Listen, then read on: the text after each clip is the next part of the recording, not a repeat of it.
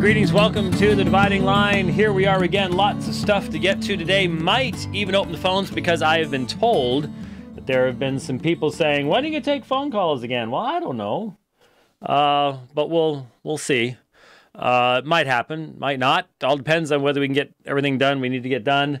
Topics got into. I feel a little bit behind. Don't feel quite as prepared as I'd like to. It's been a real busy morning and didn't get in here till just a little while ago and trying to queue stuff up, and so we'll see. Always want to make the program as educational as possible, and sometimes you want to address some subjects that are just real deep. I realized I left the Coptic Gnostic library over there. I wonder if there's some other story time with Uncle Jimmy things we could read. There are lots of people who were really doing some funny things with the blank stuff on Twitter. And in fact, there was a classic this morning. Miller Brummett. Did you hear about the new Gnostic manuscript they found? It says, quote, "In the future, theological debate against Paedo-Baptists and Credo-Baptists, the blank understand the scriptures correctly." End quote. I retweeted that one. That was classic. That was very good. That was very, very good. And so yeah, we'll have to see what other heretical things we can read on the air. People seem to like that. I could just buy Joel Osteen. It's pretty much the same thing, but not nearly as interesting and not nearly as old, I guess. So there's that. So read it with a Joel Osteen smile. That's not really possible for me to do. I've never been to a dentist for that long, and I don't have batteries attached to my teeth, so I couldn't do that, really. Anyway, while I was in St. Charles, I saw an article on Facebook linking to this video, and it was said, you won't hear anybody talking about this. And I sort of responded by saying, well, what do you mean? First of all, I normally don't talk about politics, but secondly, I had not even seen this. And so I said, no, I will talk about it because this was troubling. There is a video popped up last week of Judge Roy Moore being interrupted in a well, it looks like a campaign. He's talking about the campaign, so it looks like it's a campaign appearance. It's not. It's a church service. Now, what's going to happen is there's some protester, there's some guy that's going to start yelling, and eventually they're going to get rid of him. And the pastor of the church comes up, and I actually had just seen. Sorry about this. I saw the name. It was a Baptist church. It was in Alabama. What do you expect? Looked like some type of Southern Baptist church. Looked like a Southern Baptist pastor. And I'm not interested in getting into the names of who it was. I don't know anything about the guy. Whatever. But what he said was very troubling to me because he basically said, this is a worship service. This is a worship service, and if you interrupt a worship service, you'll be turned over to cops because that's illegal. Well, then why is Roy Moore up front talking about a political campaign in a worship service? That's not worship. I have since as long as I can remember, recognized that people on the left have used liberal churches as platform for absurd campaigning and all the rest of this stuff, and just, could care less about the issues raised by them. But here's the right doing exactly the same thing. Exactly the same thing. And with much less reason. I mean, liberal churches are pretty much just focused on being social justice warriors in the first place, because they got nothing else to do. They don't have a gospel. They don't really believe the Bible. So why, but I would assume Southern Baptist Church. Maybe somebody could look it up and verify for me that it was a Southern Baptist Church. I closed the thing and don't have time to track it back down. But assuming it was a Southern Baptist Church, or some type of a Baptist church in the South, how do you call this worship? How do you identify having a political candidate behind the pulpit speaking as part of the preaching of the service? That is not worship. If you think that's worship, then we need to have a discussion of what biblical worship is and the centrality of the presentation of God's word, the centrality of focus upon Him. You can talk about how important all these other issues are if you want to, but don't call that the worship of the eternal God. It's going to have... It's just stunning. So let's take a look at it. And I'll be honest with you, listening to his supporters was scary. He's a man's man. He's a man's man. What does that have to do with what? This was well, it was troubling. So let's take a look. You got it? Okay. Let's take a look at it. Never once has anyone stated anything like it has occurred in the last 3.5 weeks. That's odd. The entire town, all the girls are lying. Five statewide campaigns and 3 county-wide campaigns. We can stop it and get them out, or we can keep going.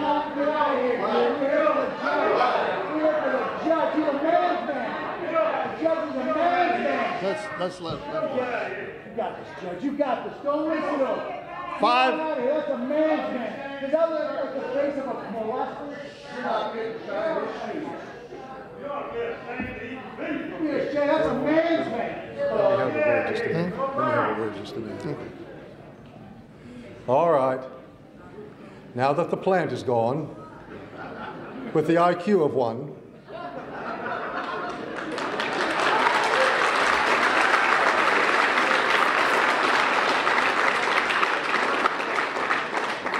I would remind everyone again that this is a worship service. And by the way, it is illegal to disturb a worship service. Now,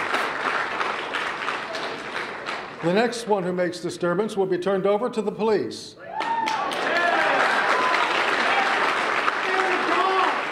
Okay. So, as pastor of this church, I'm saying we're going to do these things decently and in order. Okay, now, decently and in order in that context of a worship service would have to do with an actual service of the church. This has come up a lot recently, and I want to point it out yet again. Tried to have a conversation with an individual in Twitter, had actually unblocked him because I'd seen some comments he was making, and he actually made the argument. Some young, fire-breathing guy, he actually made the comment that Christian conferences are church services.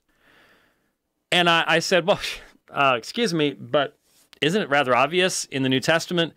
You have elders, you have deacons, you have the ordinances of the church, baptism and the Lord's Supper. You have the singing of psalms, you have prayers, you have the reading of scripture, you have church disciplines, so you have organization. These are all things that it's very easy to identify from the epistles, from Acts. What's the issue? How can you identify a conference as a meeting of the church when you don't have anything even close to these? There's no ordinances being. This is not a worship service of the church. There's a lot of confusion as to what the quote-unquote church is, but very little discussion of exactly what the Bible defines as meeting of the church. So someone in channel is saying it was Magnolia Springs Baptist Church. Can someone find out if they are associated with the Southern Baptist Convention? Or if they're independent or whatever, it doesn't matter. I just want to be accurate in the description, because, like I said, I saw it and then I went and closed that. I went upgraded my OS, and every time I do that, I have my favorite Quran program is called Zeker. It just works well for me, but it runs on the old Java stuff. So every time you upgrade your OS, you have to reinstall a legacy version of Java just to run it. And so I had to close everything, and so I lost that, and I'm like, didn't have time to put it back together again. Like I said, I was feeling a little rushed to try to get everything put together. So I look at this, and this is very, very concerning for me, and it should be, I think, concerning for Christians that you would have. I don't care how strongly you feel about Judge Roy Moore one way or the other, or about the issues we need to have. I mean, look at the Supreme Court. We need to have another Republican senator, and it's all about the Supreme Court and all about this type of stuff. And okay, fine, whatever. Someone's saying not listed as an SBC church. So, okay, so it's probably just a independent Baptist church. There's plenty of those. So just your standard down south Baptist church without being part of the Southern Baptist church. So there you go. Anyway, if anyone's wondering, I am offended that you would call a political rally, even for a conservative, a worship service. I'm offended when I see that being done on the left. I'm offended when I see that being done on the right. That's not a worship service.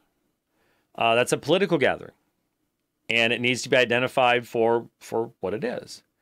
And I'm not getting into... I will say this.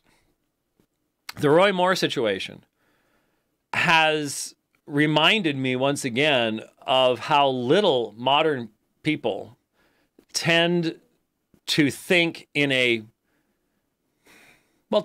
way that my generation did. Why? A couple things here. First of all, there's something called the statute of limitations, and there's something called innocent until proven guilty. And those are not covers for bad behavior in the past. They are foundations for justice and liberty. Because when you bring something up from 40 years ago, there are no witnesses left. Memories have become corrupted over time.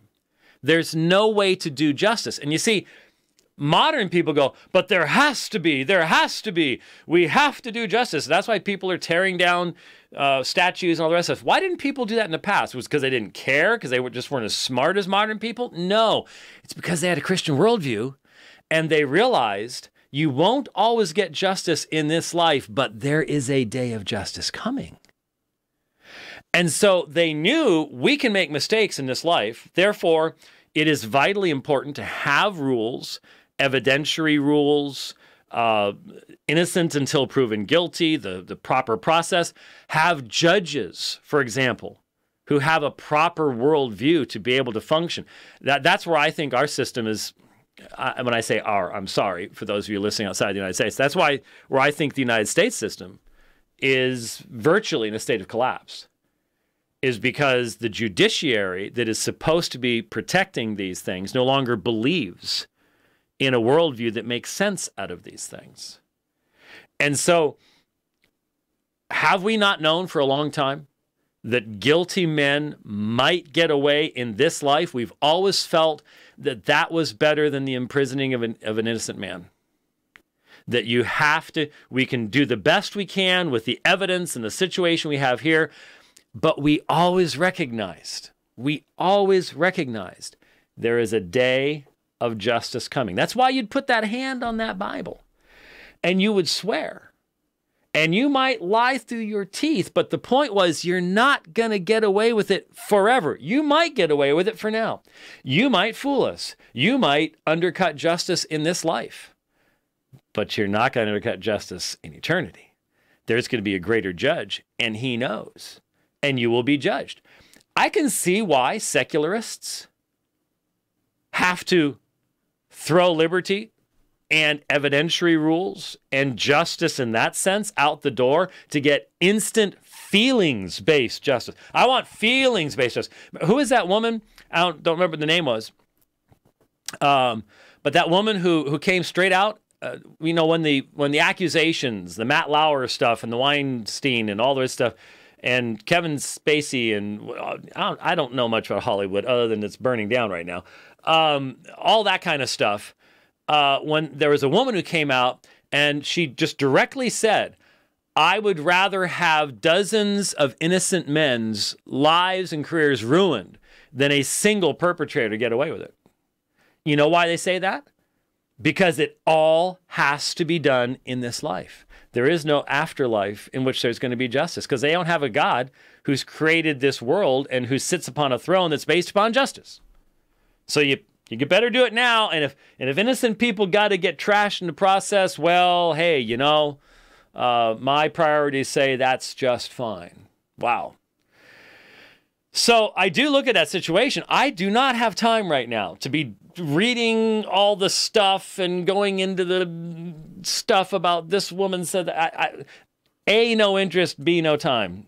I don't live in Alabama. Maybe if I did, I'd have to spend more time on it, but I don't. And so but it's been scary to see how people will just not let the process go. And part of it's their worldview, and part of it's the fact the process is falling apart.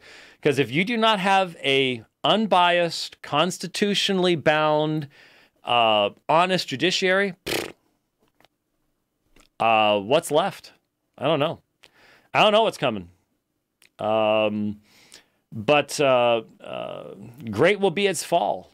Great will be its fall. No two ways about it. If we are not exceptionally careful, well, exceptionally careful. We're being exceptionally careful. It doesn't matter. There's a lot going on here. So, anyways, I can't even name the principals and the accusers, and there's something about a yearbook, and I don't know. All I know is Roy Moore should not have been standing in front of a Baptist church talking about his politics and calling it worship. It's not worship. Don't call it worship. Just don't even go there. So I knew as soon as somebody said that, you shouldn't be running that on your computer because it's terrible. It's the only way that program works. And it's the best Quran program I've ever run across. I don't use it in my browsers, but it's absolutely necessary for that particular program. That's a good program. I just haven't found any others. Maybe they've come up with one now. Maybe my Muslim friends will tell me about what's new on the horizon as far as an accordance level type program. But still, the best Quran program I have is on my iPad, called My Quran. That's still the best one I've found. I would like to think that there are some better ones out there. Anyways, okay, so there's that. We talked about that. I'll mention this just real quickly since they're sitting over here. It came into the office, like I said, just a little while ago, and 2 more volumes had arrived, so there's a total of 3 there.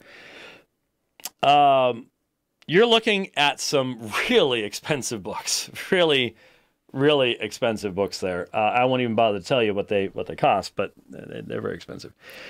Why in the world would I have really super expensive books that have basically no English in them whatsoever?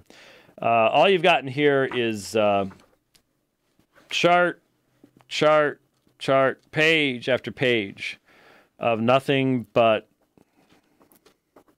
charts. Oh, wow. Fancy schmancy with the little zoom thing there. And then here's Resultate der Collation, result of the collation. This is called Text und Textwert.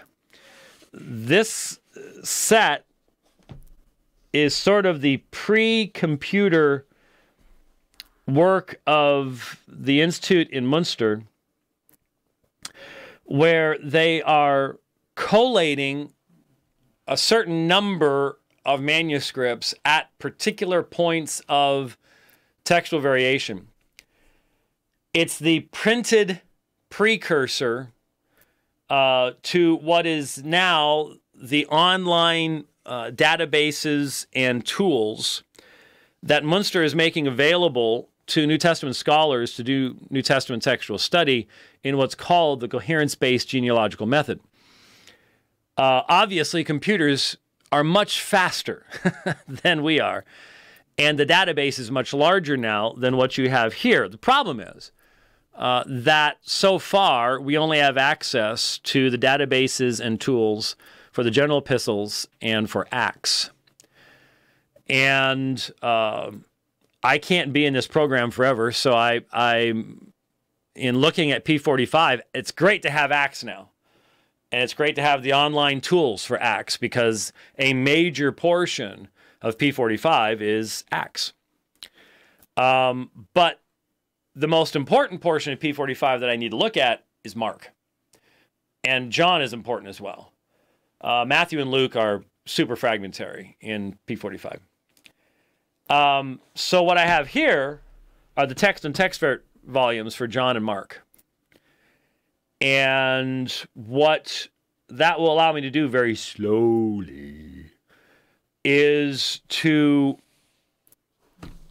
do manual CBGM type studies of key textual variants in P45 to utilize this very new technology to shed some light on the textual background of P45, which is my subject to begin with. And so those just came today. For the vast majority of the human population, they would have no meaning whatsoever. I understand that. And I'm going to have to be really utilizing my best reading glasses because that font is really small. And it's just page after page after page of tables and collation of manuscripts at particular points. But it's it's extremely useful, extremely helpful along those lines. And who knows what it will help us to dig up. But it's a whole new field. It's a whole new area. And so that's just, I realize for most people that's like really boring. But in light of what we're about to look at, it's very, very relevant. And that is, y'all can stop with the computer stuff. I don't care. If you want to get muted or something on Twitter, I don't care. Just, yeah, I know you're geeks and you just got to do your geek thing, but just try to control yourself on the geek thing.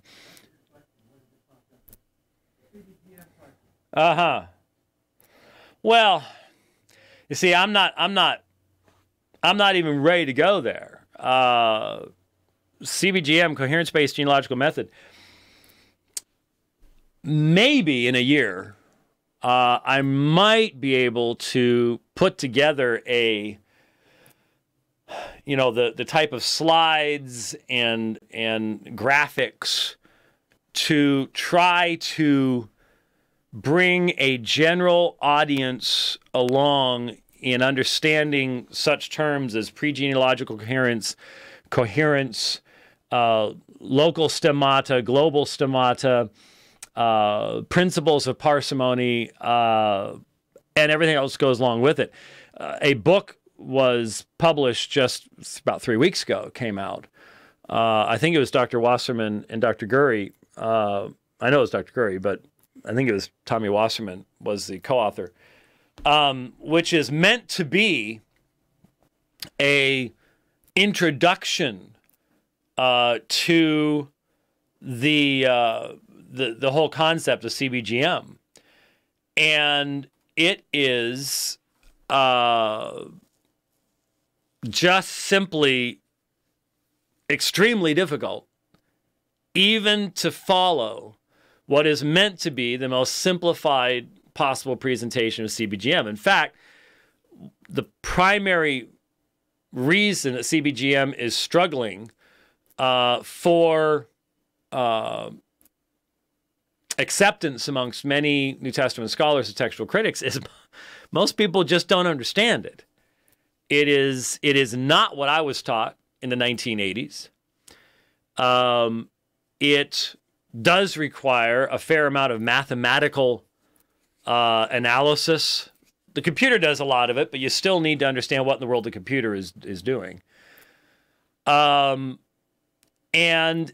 it goes against the grain of where most of us are. For example, CBGM has, for those who are using it, only established the existence of one textual group, the Byzantine. It basically says there is no such thing as Alexandrian, Western, Caesarean. Doesn't exist. It basically undercuts. And I'm pretty certain now, by the way, that my initial thinking on the Tyndale House Greek New Testament was correct. Yeah. The primary editor, the man who did almost all this work, is Dirk Junkend.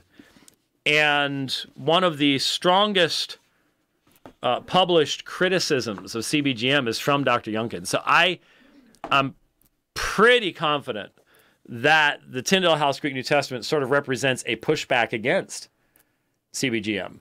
But if I don't have it in here, but if the Editio Critica Major, the ECM2 specifically, but the currently being published major edition of the Greek New Testament with massive amounts of collation, which is using CBGM, which when it's finished will probably be that big easily, size-wise. Since it's using CBGM and it looks like all the English Bible translations, are utilizing ECM, and it's going to determine what's in the NA 28, 29. Well, NA 28 is already out. So NA 29, NA 30 is all going to reflect what's coming out in ECM. I don't know how you can do serious textual critical scholarship in the New Testament and not at least minimally interact with CBGM, and if you don't accept its principles or its application, say why. So that's why I'm having to do what I'm doing with the study that I'm doing. What CBGM seems to be able to help us to do is to identify the purest streams of transmission of a text. The question is, how far back does that go? And those are there's still a lot of questions. There's a lot of questions. Dr. Mink in Munster is the primary individual who's developed this. And I'll just explain this one thing. And I'm sorry, most folks have probably fallen asleep already, but let me just explain this one thing. One of the elements of CBGM is you look. If you have a simple variant where you have two possibilities and you ask the computer to look through the witnesses that you have available for that reading, and when you look at the manuscripts that have reading A and then you look at the manuscripts that have reading B and you ask yourself the question, the manuscripts that have reading A, how coherent are they in having the similar readings elsewhere? In other words, you're looking, and by the way, part of CBGM is you have to stop thinking of manuscripts, and I was even using the wrong terminology. You don't think of manuscripts, you think of witnesses, and you go, what's the difference? How do I explain this? We've known for a long time, and when I've done my presentation on New Testament text reliability, I've pointed to two minuscule manuscripts, 1739 and 1881, that we know are from the 9th, 10th centuries and yet we know they're copying 2nd or 3rd century documents. So that somebody hundreds and hundreds of years later is copying their exemplar is very, very old. So there's not a bunch of generations in between. And so the witness of the text in 1739 can be much older than the manuscript itself is. And you might have manuscripts that are 500 years younger. So in other words, 500 years closer to the original than 1739, and yet their witness, the text they witness, is actually much farther down the road from the originals. And so one of the things you've got to try to do is stop thinking manuscript and start thinking witness. What is the text that it gives us, and how far back does that go? So the point is, when you look at the manuscripts that have reading A in them and reading B, if the largest portion of manuscripts that have reading A, if their closest possible parent text, not manuscript, but parent text, that they could be related to, likewise has A, looks like the copyists were being very faithful. And when you compare them at other places, these manuscripts have what's called high coherence, say 95, 97%. But then you look over at B, and you have to start searching up the line to the 4th, 5th, 6th possible progenitor before you find somebody else that has the same reading. That the majority of the ones that these manuscripts are related to have reading A rather than reading B. What that tells you is, in all likelihood, the scribe made a mistake here or had an edit here, but if there's lower coherence here and higher coherence here, then that's part of the information that you want to take into making your textual critical decision. It's information we've never had before.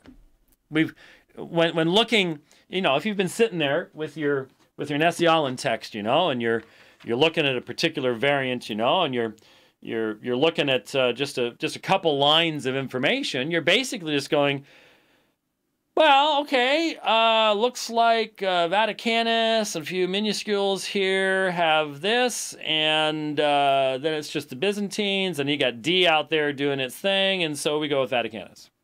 That's, hopefully you've translated it, and you might go, oh, it looks, maybe there's some homoioteliton going on there, similar endings. There's some things you can look at, but we've never had this type of information before.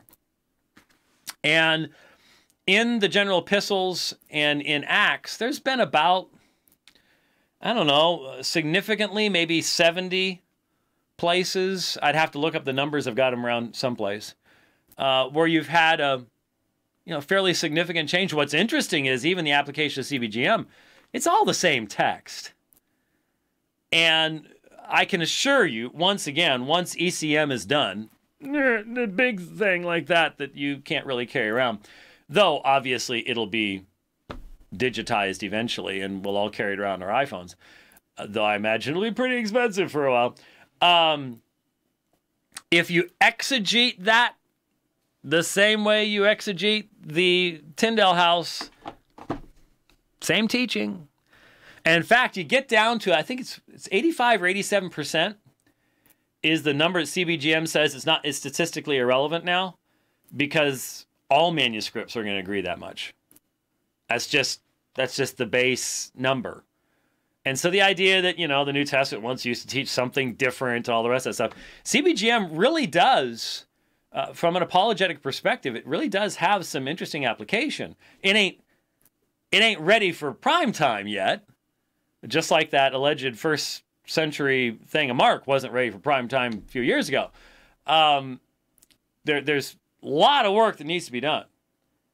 And one of the big questions that that I'm working on is, how does this relate to the earliest manuscripts? Because it doesn't really care too much about how old your manuscript is. It cares about how consistent your text is in being consistent with what you think the original, the Ausgangstext, the original text is. And what has happened, it's interesting, the Byzantine text guys aren't really sure what to do with this. Because on the one hand, it's really positive to them. Because there are a number of readings that CBGM says, hey, guess what?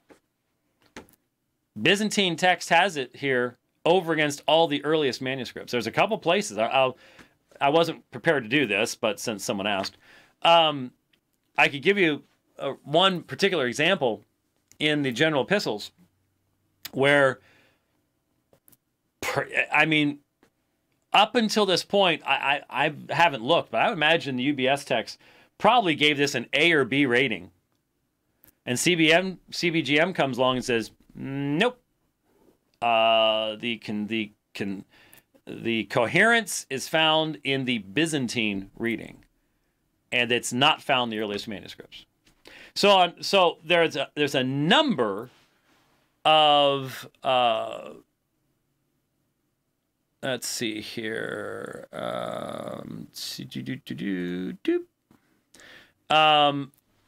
There's a number of particularly later Byzantine readings. The CBGM says that's got the best chance of being the original. And so a lot of the changes have come up along those lines. And so you'd think the Byzantine guys are like, woohoo, yeah, we're getting vindicated. Probably not. Because obviously there's a lot of other places where it goes, no, that's a secondary reading. And here's the reason why. There's, it doesn't go back far enough. And the grounds that it gives are not the same grounds that the Byzantine text priority guys have been arguing for a very, very long time. So, it gives and it takes. And so I'm not sure exactly what the final result's going to be. Acts was interesting, but Acts has its own history. Now they're getting into the Gospels. And so I think Mark is next. Once Mark comes out, now we're going to really start seeing what kind of impact CBGM is going to have. And it'll get a lot more interesting at that point. Was there a... I was just going to remark that I'm sitting here following the YouTube chat, and it is interesting to me that as you're going through this, how many people are commenting on suddenly it's all clicking in their heads. It's coming together. We got one guy who's talking about he's in the middle of studying for a nursing degree in the finals, and his inclination is to drop what he's doing and look at P45. You need to do well on your finals there, bro. But the point of all of it is that for all of these people, they're remarking about how it's suddenly clicking into place as to why these acronyms, why these terms, why these studies become so important. And I haven't even started. Let me tell you something. See, I didn't want to do this. I'm not doing this. Please, no one say, "Oh, James White was explaining CBGM." No, I'm just. You have to have real clarity in your own thinking to be able to explain something to other people. And there are only a few people that have real clarity in their own thinking on this subject in the world right now, to be honest with you. And I'm not there yet. It's extremely complicated. That's what's turning a lot of people off to it. But we've been saying for a long time, it could be neat when we can get computers involved in helping us analyze the manuscripts. Well, did you really expect that it was just simply going to do the same thing we've been doing all along? What we can't see is the interrelationship between manuscripts that a computer can see. Because, when we were trying to identify text types, that was basically the general rule was a 70% agreement in particular variants. Well, now the computer can start saying, oh, no, well, this manuscript agrees with this manuscript 97.5% of the time. And with this manuscript, 95%, but this one only 82% of the time. And then it can track that through all the various variants where those manuscripts happen to contain the same material, and can start popping this stuff out for you in tables. So you can actually go online, you can go to Munster, and you can start using these online sources, and you can put in, you can go to a particular variant, and there's now a specific nomenclature by which you identify variants now. You can't just simply say, well, you see there in Nessie-Allen where you've got the little circle? That doesn't work anymore. Computers don't like that. They want to be a whole lot more specific than that. And so now what you've got to do is you've got to, each word is assigned a even number, and the space between it is an odd number. And so you have to identify the variant based on giving the computer the proper information. And then what you can do, and you see, CBGM still requires editors to input based on textual critical principles. That's why some of the Byzantine guys will still say, but you can put in, I think the original was this, let's see what that does to the coherence of the witnesses. And then you can flip it and go, okay, let's see what happens when we put this as the original. And then you see what happens with the witnesses. And the computer spits all this stuff out. We couldn't do that before. And that's a good thing. It's a positive thing. I mean, CBGM is basically telling us, here's the sort of the baseline agreement of all these manuscripts. And at least on that level, from an apologetic perspective, it's like, all those people who think these manuscripts are just all over the planet, sorry, the computers even tell us you're wrong about that. But beyond that, how much part of the argumentation is how much light can be shed upon the history of the text by CBGM. And right now, we don't know. That's something I want to work on. That's what I have to work on. Because, see, my initial goal was to ask the question, why is the text of Mark in P45, why does it show a different textual orientation than you have in the rest of this manuscript? And can this cast a light upon the period of time immediately before P45, hence going into the 2nd century? Once I had to address that question, now all of a sudden I've got to deal with CBGM because, well, you can't avoid it now. It is part and parcel of the New Testament textual critical area. And at first I'm like, and see, this is, I even had the book in here last time. I was going to read you these. And I'm going to resist the temptation. I'm going to resist temptation because I'm just not ready. But, one of the principles upon which CBGM is based is that scribes did their best to reproduce their manuscripts without editing. That's what it's based on. And since it can work and establish familial patterns, then that seems to be part of the outcome of all this. But the scribe of P45 has a lot of singular readings. If you've read Royce's work on it, it's that big of a book.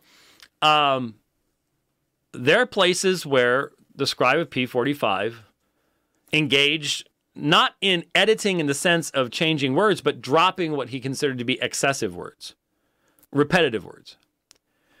Well, does that make P45 irrelevant in a CBGM world? And I started thinking, Dr. Gurry actually suggests dropping singular readings from CBGM analysis.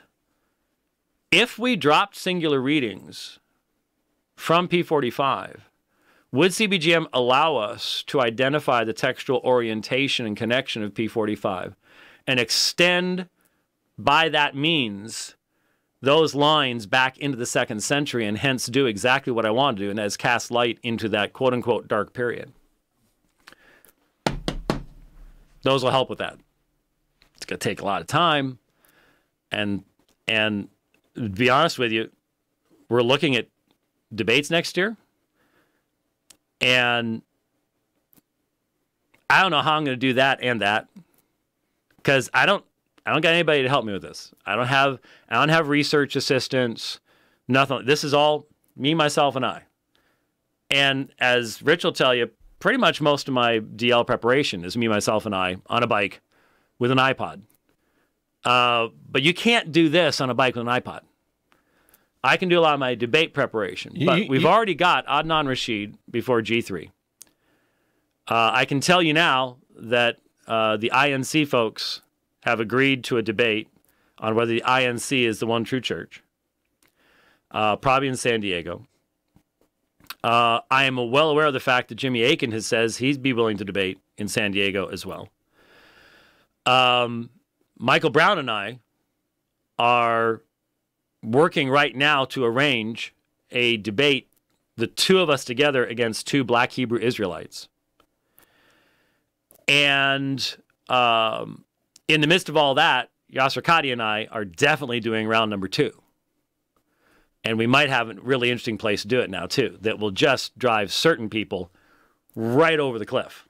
But more on that later. Put that together with the Swiss Reformation and the global trip around the world, and I don't know when you sleep, to be honest with you. But I love that stuff. I love all of that, and it's hard to say no to any of it. But obviously, your prayers and support are very much needed to be able to continue to do that kind of stuff. But that's what we're looking at. So, in answer to Matthew's question on Twitter, which forced me to do stuff I wasn't going to do, thank you very much. Will CBGM allow us to determine the original autographs of the Bible? Well, no, because we don't have them. The entire principle of textual criticism is reconstructing that text to the best of our abilities in light of what we have. And so if CBGM becomes, and is functioning already, but becomes generally accepted as a very important tool in the textual critics' bag, so to speak, then yes, it will assist us in increasing our confidence in the establishment of what's called that Ausgangstext, that original text. There's a lot of discussion, by the way, Eldon Epp and other people as to exactly what that means. I won't get into that right now. Or will there still be work, new theories, methods, etc., that need to be done? There will always need to be textual critical studies being done. I know that Bart Ehrman says we're just tinkering with the original right now. But for us, it's extremely important. There will always be new discoveries. I would imagine fewer as time goes on, the farther we get from that time period, of course. But there will always be a need for textual critical studies. Will textual critics be able to do this without more earlier manuscripts? There is more to be learned from the extant manuscripts. It's one thing the CBGM, I will say, the one thing that CBGM does seem to do is to increase the value of older manuscripts that were just sort of all lumped together in the past. And in fact, in NA28, there are a couple minuscule manuscripts now that are being cited regularly that were just lumped into all minuscules in NA27. Because the computers have said, hey, you know, this manuscript here, every time we make a decision as to what the original text is, it seems to be tracking right along there. So this seems to be a pretty important witness. And so along those lines, yeah, it has increased our knowledge of what we already had. You get more the more manuscripts you get. And look, the CBGM databases will continue to get larger and larger as we get more and more collation in. And for a lot of folks, they don't like any of this. I mean, I can't imagine that Doug Wilson would like this in light of our debate book. I want something firm right here, right now. I don't want any of this stuff. I just can't imagine. I know that someone like Erasmus could not even begin to conceive of what CBGM is about and things like that. There just weren't enough manuscripts available to him to even contemplate such things, let alone the computer technology. But I just have to think that if those early great scholars had, you know, if we could somehow bring them up to speed in the modern period, we'd just be ecstatic, absolutely ecstatic, that we are bringing every bit of our ability to think to bear on this issue. I really think they would be really excited. So there you go. Man, I just totally blew the entire program all over the place. So there you go. But yeah, much more on that in the future, I would assume. What I eventually want to do is, for example, Gurry and Wasserman give an example of how CBGM can shed light on the textual variant at Mark 1:1, whether the Son of God is in Mark 1:1. And you go back to 2006, my debate with Shabir Ali at Biola University. Shabir brought that textual variant up.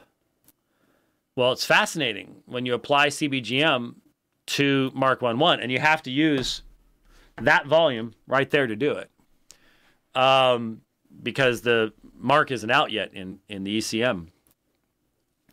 When you apply CBGM methodology, what's interesting is the manuscripts that contain the longer reading, Son of God, have a higher genealogical coherence than the ones that do not, which suggests, does not prove, but suggests that the deletion happened more often by accident in the past than any kind of addition did. So is that significant? Yeah, it's a whole new element of data that we've not had before. And is it going to be apologetically relevant? It will be, but could it be abused and misused? Yeah. So I would highly recommend to you young guys coming up. Someone in the channel asked a very good question. Is it limited to Greek manuscripts? Totally. Totally. One of the limitations is it does not take into any consideration Latin, Sahidic, Bohairic, anything like that. Nothing about early church fathers, citations, all that has to be done the old-fashioned way. It has to be collated as a one witness over against these things. This is solely focused upon the Greek manuscripts themselves and does not take into consideration any versional information. Will someone come up with a way of adding that in or factoring that in the future? I'd assume so. I'm not sure how it would work. I mean, the same principles could work if you had the Latin database to work with, or if you had a Bohairic, Sahidic, Coptic, Syriac, whatever. I mean, I would assume with all of those languages, you could eventually create a CBGM style database. Shares of General Motors rose to $42.02 today. That's an uptick of 25 cents. Thank you. Thank you very much. Thank you very, very much. So CBGM became GM. So I just got a report on GM stock prices because I forgot to turn my iPhone upside down. I think that's funny. Anyway, so yes, it is only Greek New Testament manuscripts there. Yeah, someone else well, that's the same guy. So one guy asked in Twitter and then asked the same thing in channel, and I saw it in channel and then it came up in the other. And then someone asks me, I guess I'm not watching the Marcus Rogers, Stephen Bankhart's debate. Nope, I'm not, am I? Nor do I have a whole lot of interest in doing so. So anyway, there we go. That's great. Lots of stuff we covered there, and I will blame certain people for that. But let's oh, I'm gonna have to change this. There we go. Should have a video coming to you now. That was pretty deep stuff. So we'll take a drink of water and let Siri have interrupted things and move us on from there.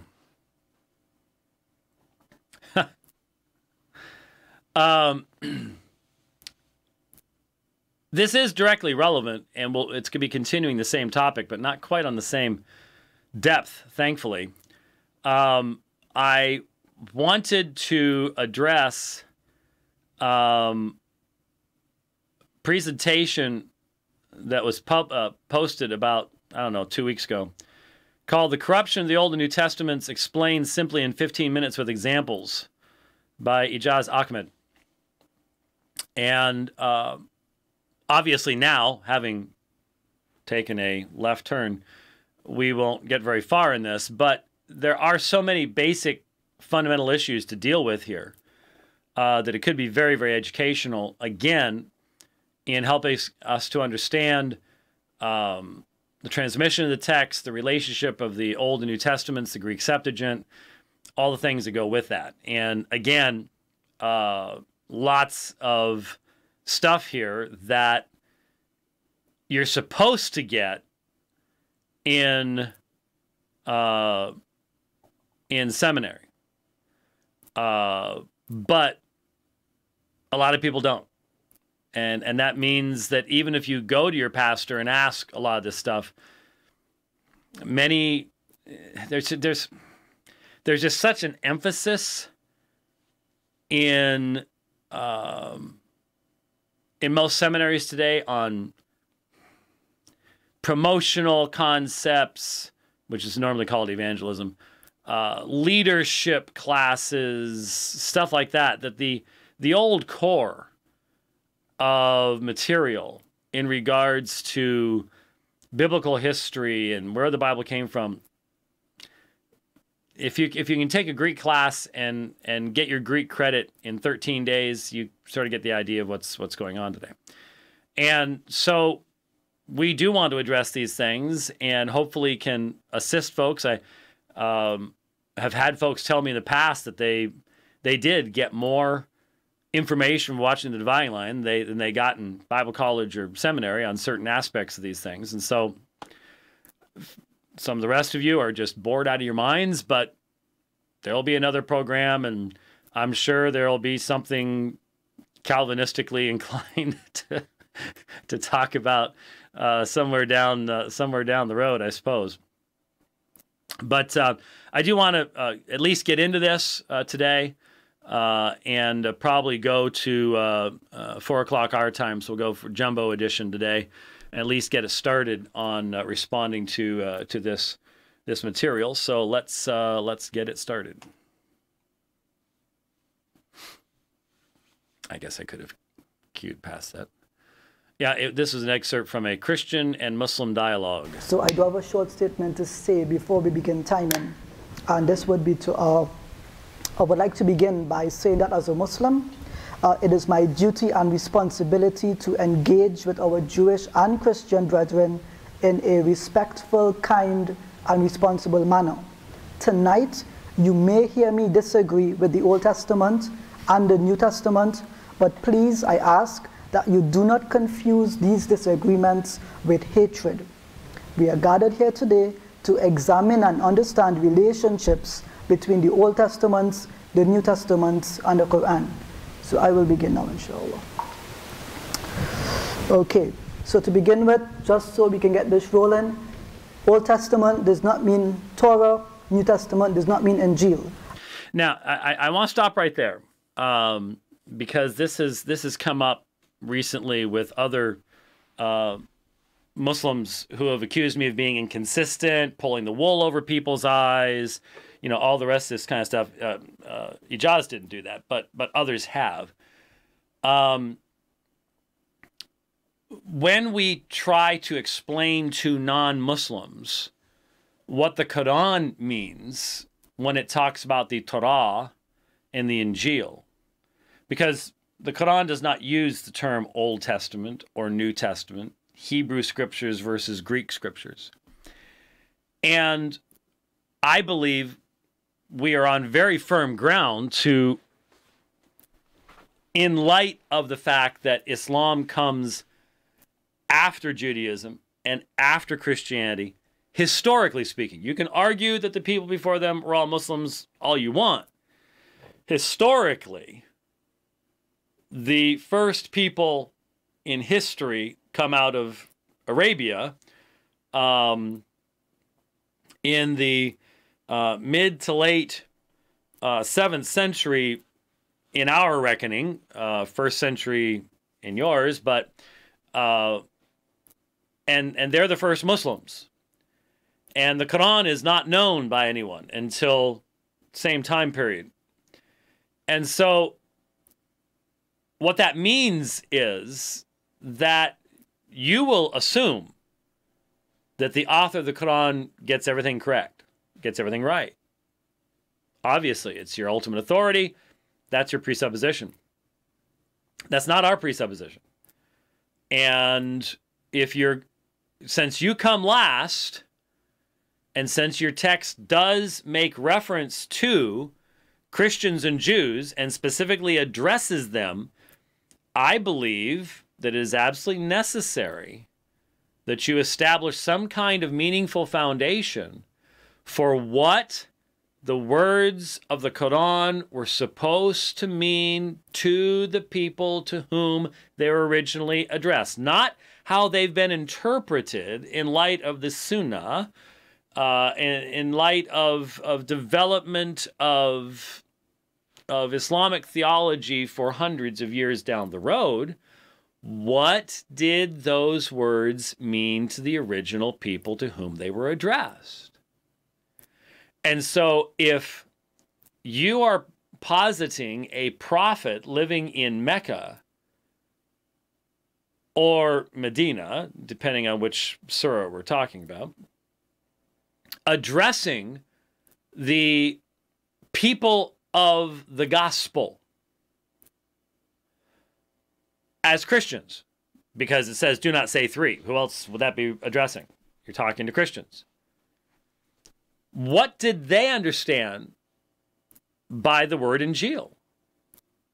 Or are you saying that the Quran is going to use language that would not have had any meaning whatsoever to the people to whom it was addressed? That they were just empty words, not meant to actually communicate anything at all. Same thing with the Jews. Is it possible?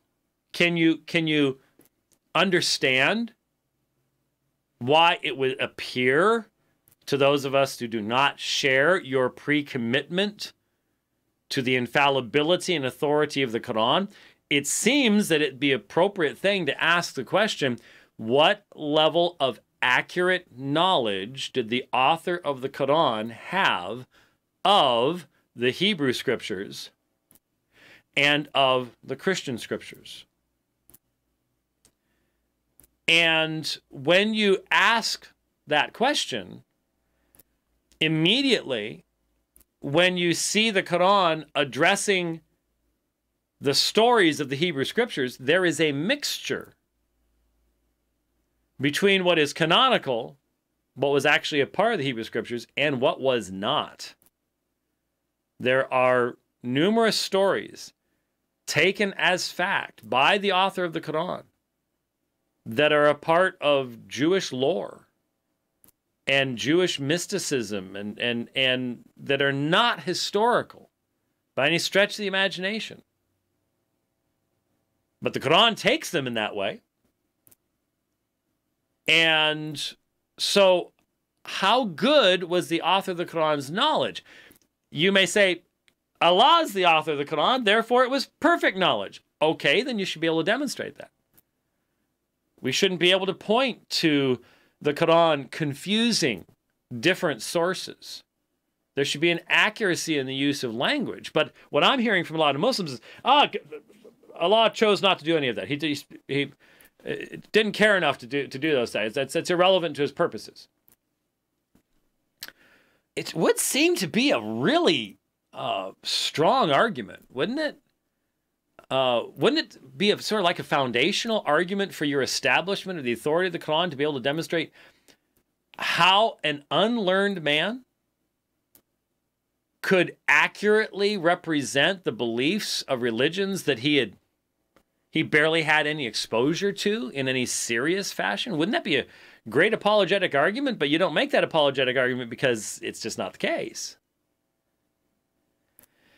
And so, if you say to the Al-Injil, the people of the Injil, the gospel, you should judge amongst yourselves by what's contained in your sacred scriptures, the Injil, just as you said to the people of Moses, they should judge by what's in the Torah.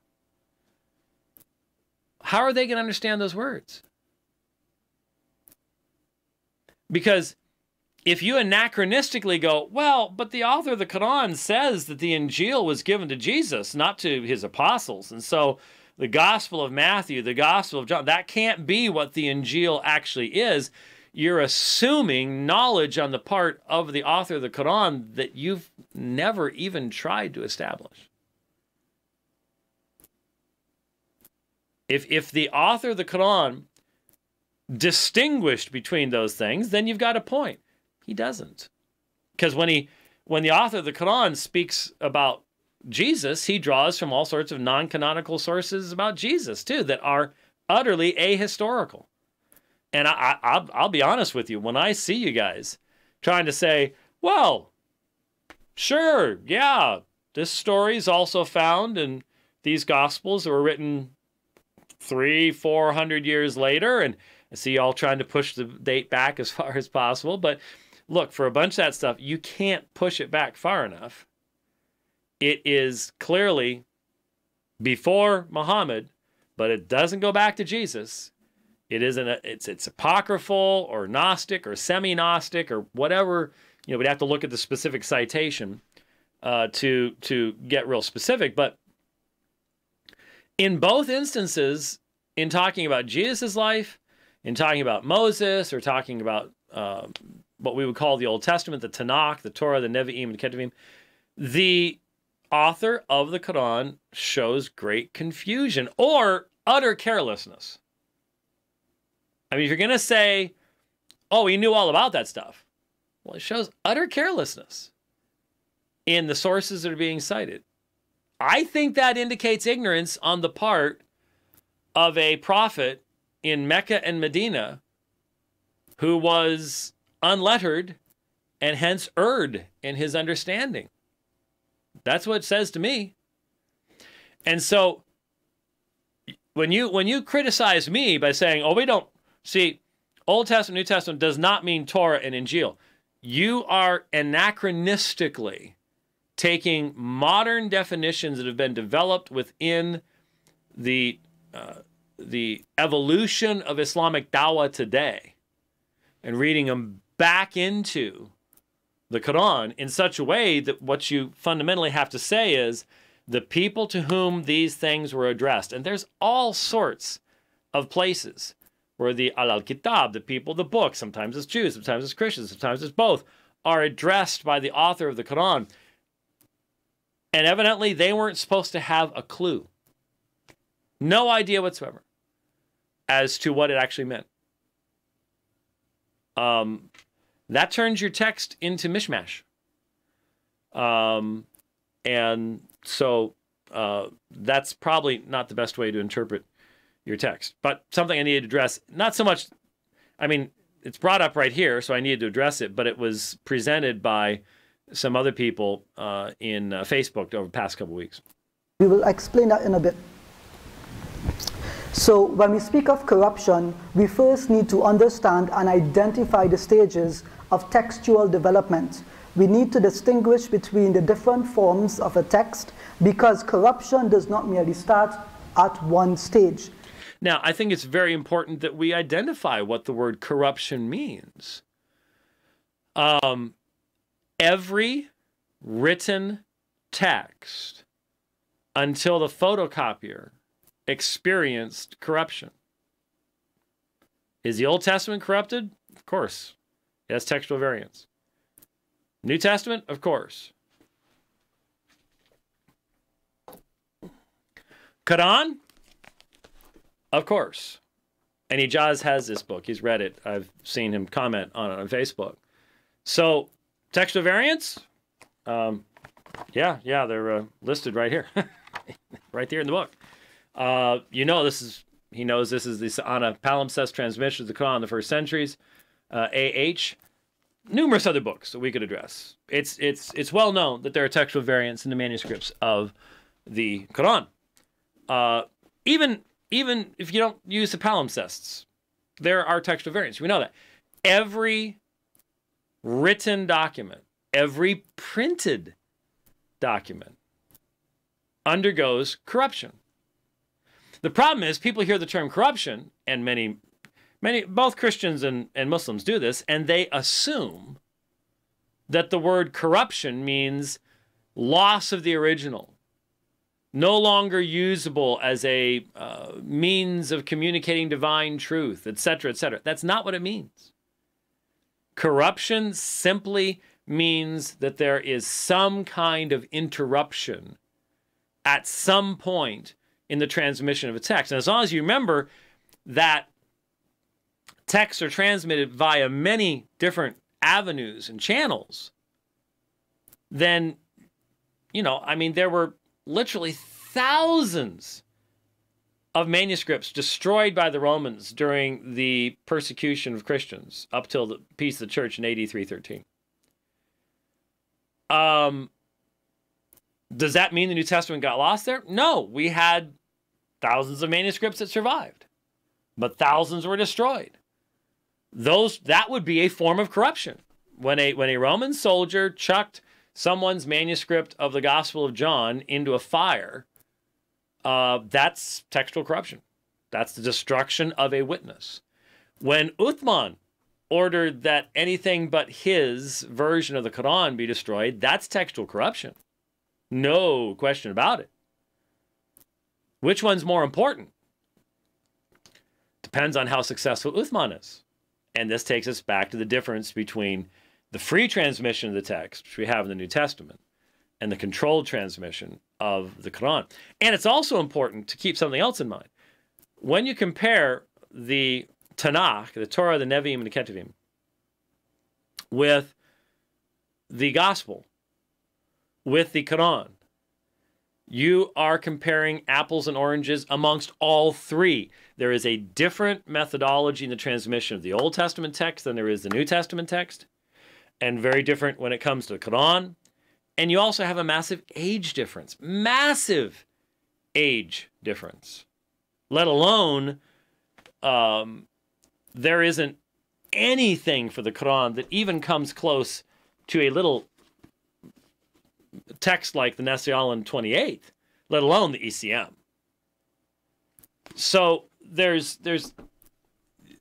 unfortunately, in a lot of Christian-Muslim dialogues, there's this glib comparison of these texts as if they're the same. Different sizes, different ages, different languages, multiple authors versus single authors. Far more information that we possess today about the manuscripts of the New Testament and even of the Old Testament than you have of the Quran. Lots of differences.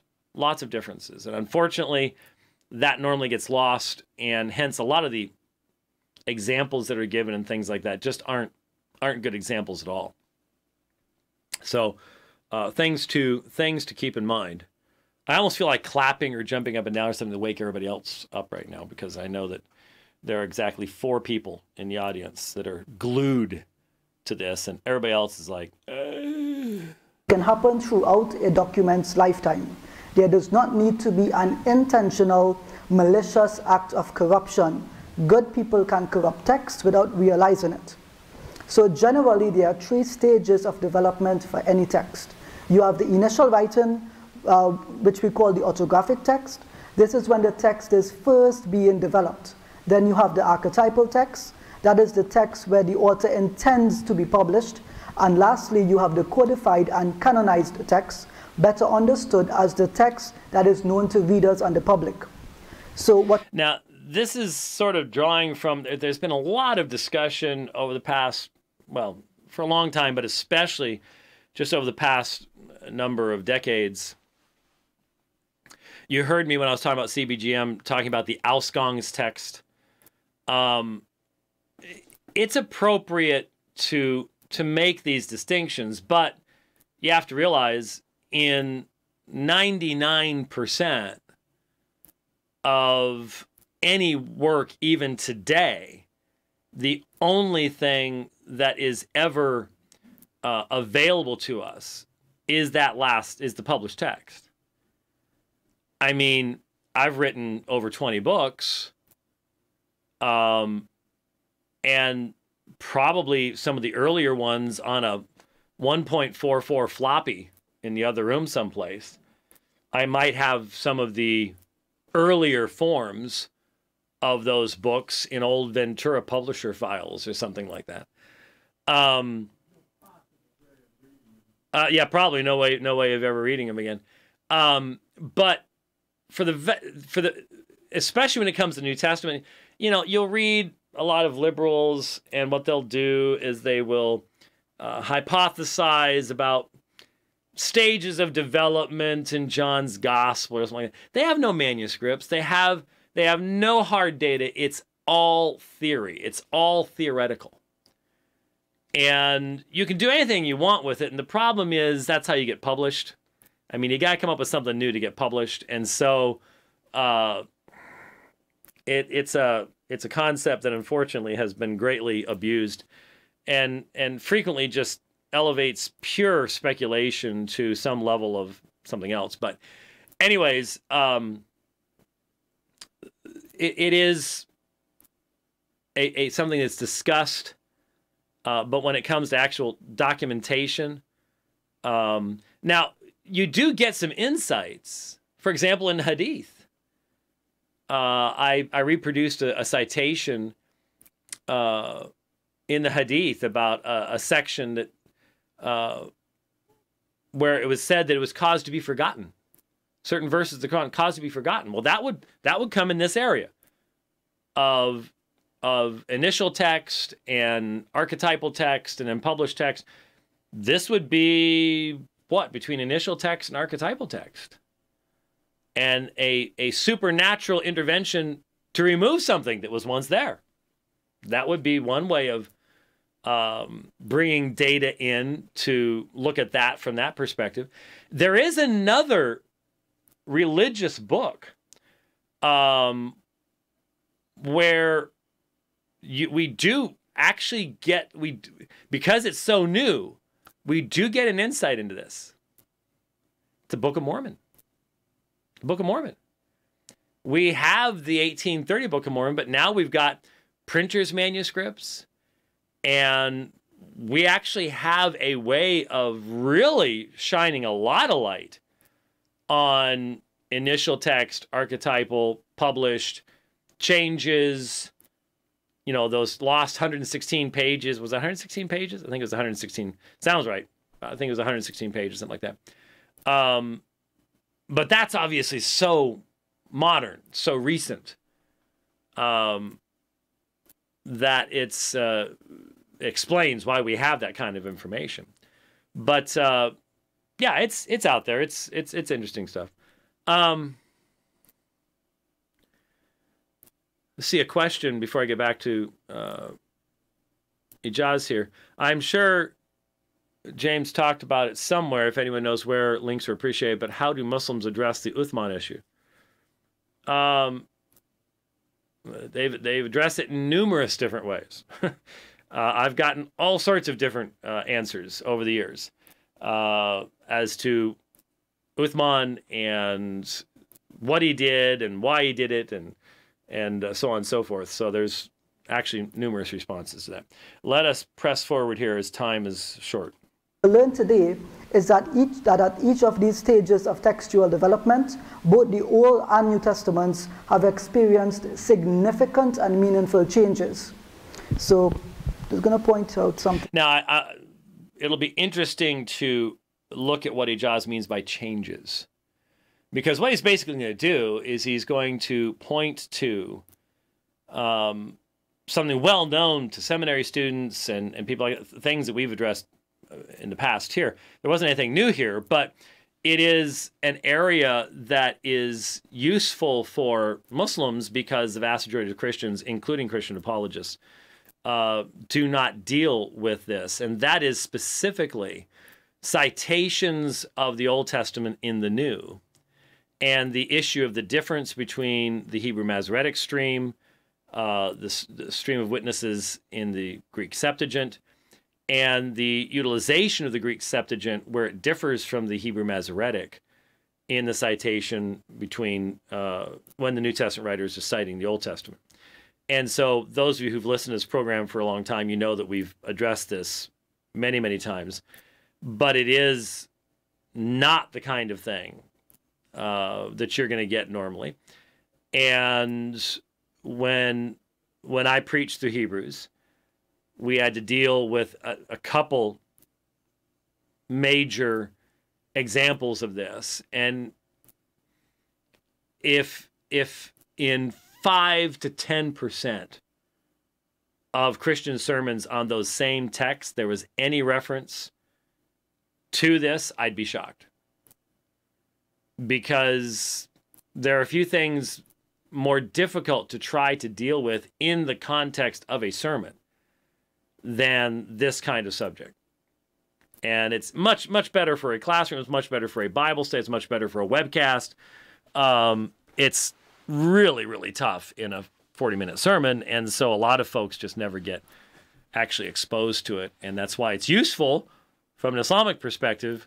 But of course, by us talking about it, we're going to try to reduce its usefulness by shining more light on it so you see what's really going on. Yeah. When Alex brought the argument about similarity, he's focusing on the last part of a text's development. So he skipped 2/3 of the way and jumped right to the end. Now, just looking at this, though, the only place that you're going to have actual documentable evidence is over here. You're not going to, outside of something like that, applying this to the Quran, the hadith about the section of the Quran that was caused to be forgotten, or some witness from an early writer that said, I used to hear Muhammad and he would recite this verse differently. That's the only way you can get back into this area at all. You certainly can't get back here at all. But when it comes to the New Testament, I can't imagine how you can even address these things from a documentable perspective. Theoretical perspective, I suppose, but not from a documentary perspective. Illustrate this. This is a quick chart. You have the initial text, you have the middle part, and then you have the published text. What Alex focuses on in his opening dialogue is just those three things at the end. He skipped 90% of what we should be examining, and today I'm going to be demonstrating that. Now, this is interesting because there is an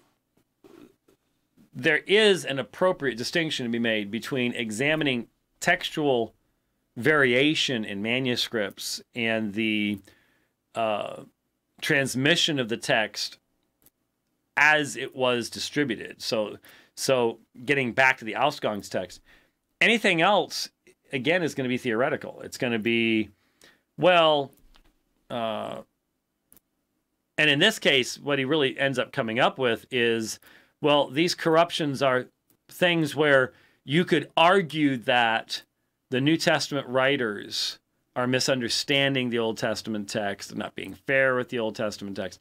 That's not the same thing as corruption. We have to be very careful with the terminology as we're using it here and use it specifically. And I think sometimes some terms got used in context they might not be best to be used in. So This is another way to understand it, a much more elaborate form of the text. So we're just going to jump ahead here a bit quickly. So what you will learn today, at present, there is a 1,000-year or more difference in time between the age of Moses and the Old Testament that we have today. However, we do not need to argue that corruption took 1,000 years. In fact, as the Old Testament itself testifies, whatever was given to Moses could have been corrupted the moment the commandments were given to the Israelites. In Exodus chapter 28, verses 3 to 4, we read that right after the Israelites were saved by God from the Egyptians, that they were taught what God told Moses, and they affirmed that they would believe in what God said and commanded. So it says, Moses came and told the people all the Lord's words and all the decisions. All the people answered together, "We are willing to do all the words that the Lord has said." And Moses wrote down all the words of the Lord. So what happened next? They knew not to worship false gods or idols. That's the end of the story. There's no need for this dialogue then. But that's not the case. The Old Testament testifies that when Moses went to receive the commandments from God, and he took too long to return to them, the Israelites immediately decided to worship a golden calf. And this is what Exodus chapter 32 verse 1 indicates. When the people saw that Moses delayed in coming down from the mountain, they gathered around Aaron and said to him, "Get up, make us gods that will go before us." So as you can see, you don't need 1,000 years for corruption of God's words for the Israelites. Now, I'm running out of time, but I'll stop right there. I'm a little confused, and he's going to continue on and to basically point to the sinfulness of mankind and say mankind can be so sinful that it's obvious that he could have corrupted the scriptures. Well, I don't see that as much of an argument, to be perfectly honest with you. Muslims are just as sinful as anybody else. Doesn't that mean that the Quran could have been corrupted? I mean, Muslims believe that Allah can protect the text of the Quran. Why couldn't he protect the text given to Moses? And in fact, it would seem to me that's what the author of the Quran thought in Surah 5. Again, you know, Torah to Moses, Injil to Jesus, Quran to Muhammad. It's a chain. It's sort of an exegetical thing. But just because the people entered into idolatry, why does that mean that God would allow his word to be corrupted? You accept Jesus as a Rasul of Allah, and Jesus quoted from Moses, and even to the point of holding men accountable for what was said 1,400 years later, as if 1,400 years earlier, as if God had spoken to them, and based his argument upon the tense of a verb. Seems that Jesus felt that there had been an appropriate transmission of that text sufficient to hold men accountable. So I don't see the connection. I mean, men have been sinful. What does that have to do with the corruption of the Word of God? That's not an argument. I mean, I can point to terrible things that were done in the early years after the giving of the Quran. Does that mean I would have a basis for saying the Quran has been corrupted? Just looking for some consistency at that particular point. You have raised the microphone, which means you want to say something.